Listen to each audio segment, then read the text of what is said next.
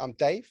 This is the Cyderbaby pod, and we are talking today to Ryan from Ryders Creed. Hello. Hello. How are we doing, Dave? You all right, mate? Fairly well, not too bad. You're looking quite warm and snug there, mate. Yeah, you've got the hood Yeah, up and the hat on. I'm in my little loft conversion, and it's where the radiators actually work in the house. So,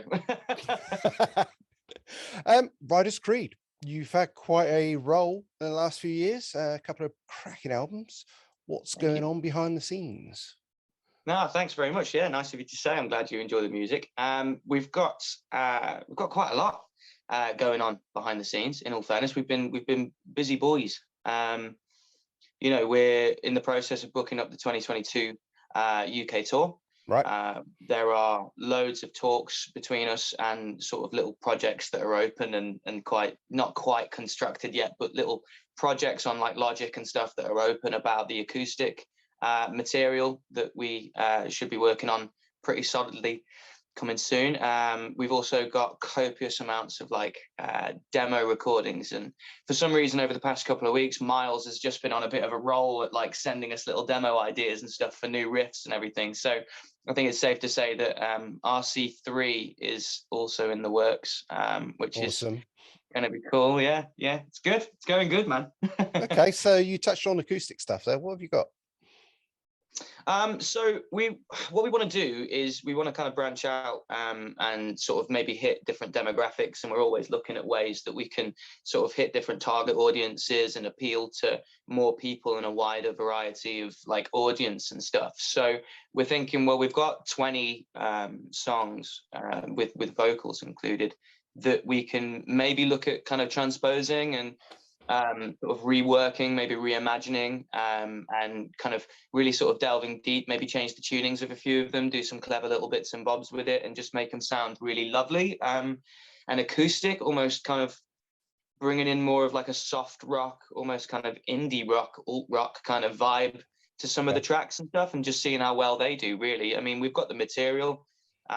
We've done a couple of acoustic gigs in which they went pretty well and whatever, and we've got a lot of scope with our material to kind of rework and reimagine them. So yeah, the acoustic album is something that I'm really looking forward to, because obviously with the heavier stuff you can kind of hide crappy vocals with reverb and stuff like that, can't you? But but with the acoustic stuff, it's all very raw, and I'm looking forward to experimenting with what I can do with my voice a bit more, I think. So yeah. Okay.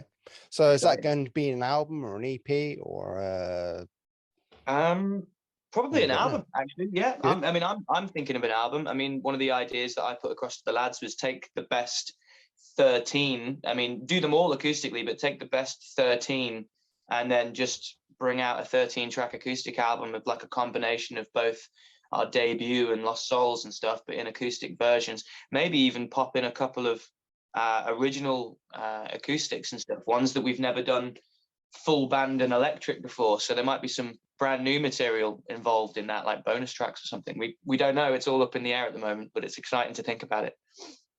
Brilliant stuff.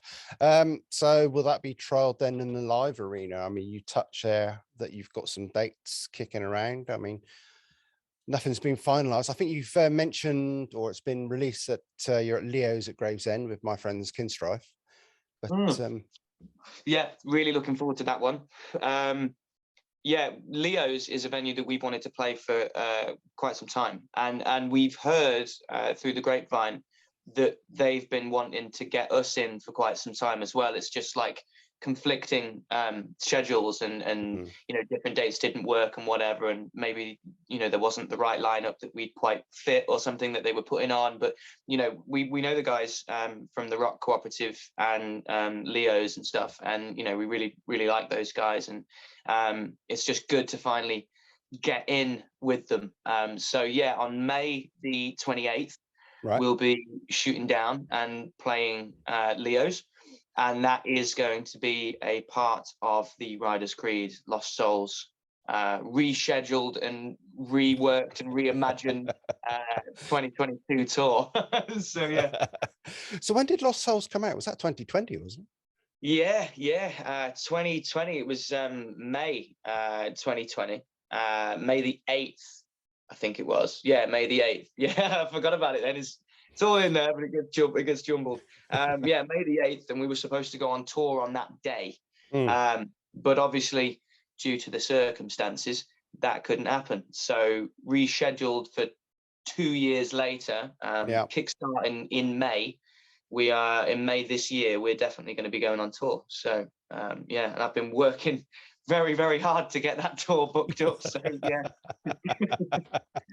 Okay. I suppose in between tour dates, you've got a few festival dates to fit in as well. Yeah. So one of the main things that I wanted to do was I wanted to take the Lost Souls material to the festival stages. So as a part of the tour that I've been booking up, I've been including festival dates within that string of tour dates. So it's a mix really of like venue dates and festival dates. But we have got a fair few festivals booked up this year. Yeah, it's really exciting. Can't wait. Can you name those festivals off the top of your hat? Yeah, I'll give it a go. Right, okay. So we're kickstarting the tour on May the 14th with Heretic Festival in Sheffield. Yep. And then we have, see, I don't want to forget any.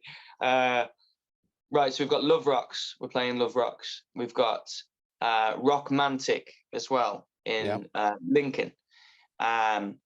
We've got Rockwitch Festival. We have Wildfire Festival. We have SOS Festival. What are we playing? There's a lot. There's a lot of festivals right off the top of my head. They're the ones that I can remember. But well, I knew about Rocking the Bowl, which is in Sheffield. Yeah. Yeah, Rocking the Bowl. How could you forget? Of course, no, you're right. It's at the right back end of the tour as well. I like it. Literally, it's like one of the most imperative dates of the tour. We start in Sheffield at Heretic, and we finish in Sheffield at Rocking the Bowl. Of course, yeah. No, but that's it. Yeah, great. Yeah, you'll love it there. It's great. Okay, so just thinking back, just going back, Ryders Creed, when did they start?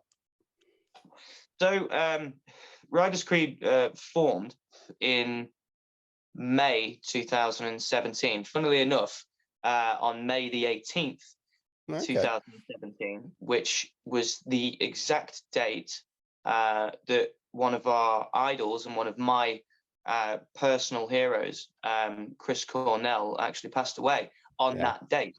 Now we didn't really find out too much about that until maybe a week or two or a few days or something after he actually passed away. And we didn't find out about it until a bit later. But when we formed on that day, we ended up in our lockup, our first lockup. Funny story, actually. We ended up in our lockup maybe about a month later. And as soon as we moved into the lockup, I think maybe a couple of days after we moved into that lockup, a Rest in Peace Chris Cornell poster ended up being put on top of the wall. And how he is in the image is as if he's looking down on our practice room. So we've kind of always said that Chris Cornell has been kind of watching over us, even though he had no idea that we existed. And, we unfortunately never going to meet him and never going to get to share the stage with him. But like kind of a little bit of just something for us, really. We've said, yeah, Chris is looking down on us and he's egging us on. Yeah, so you put out your debut album. You couldn't have been that much later. No, June 2018 it was. Yeah, it was kind of weird. We hit the scene, and because we'd come straight off the back of the band that me, Miles, and Richard were in before, we had some material that we were still allowed to use from that band. And a couple of tracks and a couple of covers and stuff that we could play just so that we could actually get some gigs together. And then we just kind of hit the scene as hard as we possibly could when Ryders Creed formed. I think, what was it, 6 days after Ryders Creed actually formed, we were playing a 45-minute slot at Route 44 in Birmingham, playing main support for Stone Broken. So it was, all systems go on that one. Absolutely. So if you look back at the last two albums, then Lost Souls as well. If you were to pick a track from each album and say, right, these two songs define us, what two songs would you say? Wow. Okay. Two. I get everybody with this question. I love it. It's hard. Thank God we ain't got 6 albums out. That would have been difficult. Oh, I would have only said 2. It's fine. Right. Okay. So, from the debut, I'm going to say My Life. Right. Purely because it's one of the heaviest tracks on there. It's one of the quickest, most sort of upbeat, faster tempo tracks on the album. The lyrics are quite empowering. It's whenever I'm singing it live on stage, I enjoy getting into that one. I've never got bored performing that song the entire time that we've been playing it. And live, right, we incorporate the crowd split into the end of that song as well, and it's just groovy. It's the breakdown's groovy, it's funky, and I think I really like that one. I think that's my favorite track from the first album.